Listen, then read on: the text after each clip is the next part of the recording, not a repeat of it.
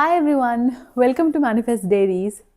So ತುಂಬ ಜನ ಯಾವಾಗಲೂ ಹೇಳ್ತಾರೆ ಇವಾಗ ಈ ಕೌನ್ಸಿಲಿಂಗ್ ಮಾಡೋರು ಅಥವಾ ಈ ದೊಡ್ಡ ದೊಡ್ಡ ಈ ಯುನೋ ಸ್ಪೀಚ್ ಕೊಡೋರು, ಒರೇಟರ್ಸ್, ಇವರೆಲ್ಲ ಏನು ಅಂದರೆ ನಾವು ಎವ್ರಿ ಸ್ಮಾಲ್ ಮೂಮೆಂಟನ್ನ ರೊಮ್ಯಾಂಟಿಸೈಸ್ ಮಾಡಬೇಕಂತೆ.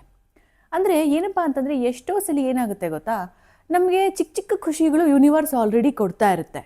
ಬಟ್ ನಾವು ಅದನ್ನು ನೋಟಿಸು ಮಾಡಿರ್ತೀವಿ, ಬಟ್ ಅದನ್ನು ಸೆಲಿಬ್ರೇಟ್ ಮಾಡೋದನ್ನು ಮಾತ್ರ ಇಗ್ನೋರ್ ಮಾಡಿಬಿಡ್ತೀವಿ. ಫಾರ್ ಎಕ್ಸಾಂಪಲ್, ಈಗ ಏನೋ ನಾವು ದೊಡ್ಡದೇನೋ ಒಂದು ಅಚೀವ್ ಮಾಡಬೇಕು ಅಂತ ಅಂದ್ಕೊಂಡಿರ್ತೀವಿ, ಅದಕ್ಕೆ ಟೈಮ್ ತೊಗೊಳುತ್ತೆ, ಅದರದ್ದೇ ಆದಂಥ ಒಂದು ಫೇಸಲ್ಲಿ ಅದು ನಡಿಬೇಕು.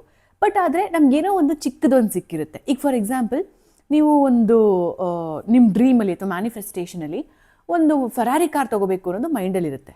ಎಲ್ರಿಗೂ ಆಬ್ವಿಯಸ್ಲಿ ತೊಗೊಳಕ್ಕಾಗಲ್ಲ, ಬಟ್ ಖಂಡಿತ ನಿಮಗಾಗ್ಬೋದು. ಬಟ್ ಸದ್ಯಕ್ಕೆ ಒಂದು ಆಲ್ಟೋ ಕಾರನ್ನು ತೊಗೊಂಡಿರ್ತೀರ.